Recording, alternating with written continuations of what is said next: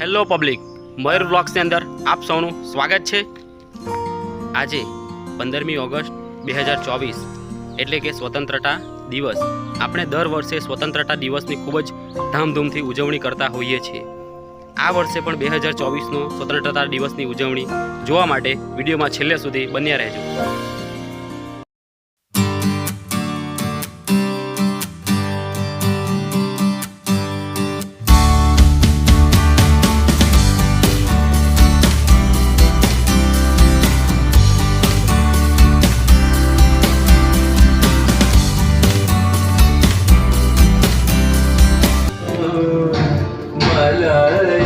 शीतला मातरम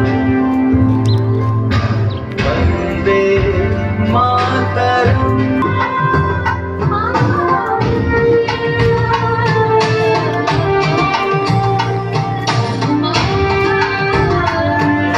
15મી August એટલે કે સ્વતંત્રતા દિવસના દિવસે આપણે બધા એકત્રિત થયા એ બદલ હું અહીંયા તમામ બધાયેલા લોકોને હું અભિનંદન પાઠવું છું। અને આજે મને અહીં ધ્વજ ફરકાવવાની તક આપી એ બદલ આપણા આંગણવાડીના શિક્ષક શ્રીમતી હેમલતાબેનનો હું દિલથી આભાર માનું છું। આપણે આ દિવસની ખૂબ જ ધામધૂમથી ઉજવણી કરીએ છીએ, પણ આપણે ઉજવણી કેમ કરીએ?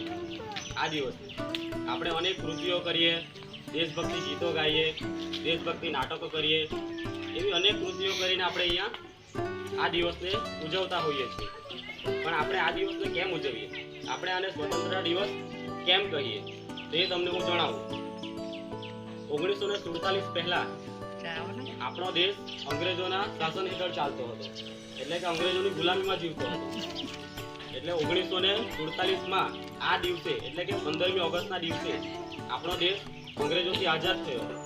ત્યારથી જ આપણે આ દિવસને 15મી ઓગસ્ટ સ્વતંત્રતા દિવસ તરીકે આપણે ઉજવીએ છીએ।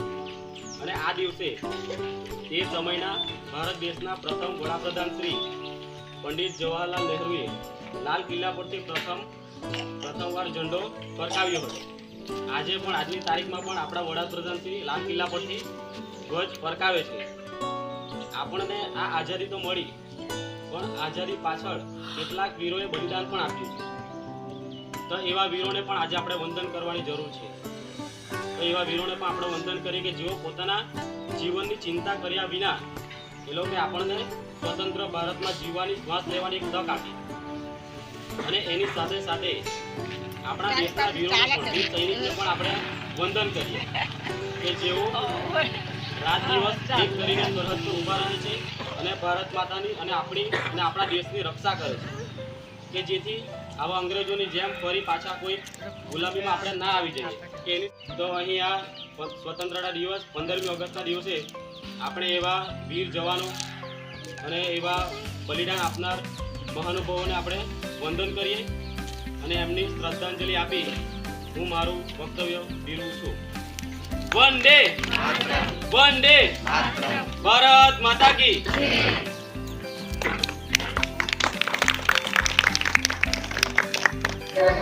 भारत भाग्य विधाता पंजाब सिंध गुजरात मराठा द्राविड उत्कल बंगा विंध्य हिमाचल यमुना गंगा उच्चल जलधि तरंगा।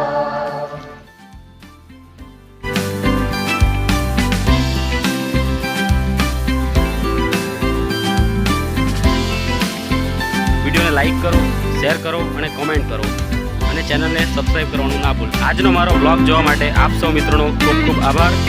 જય ભારત, વંદે માતરમ।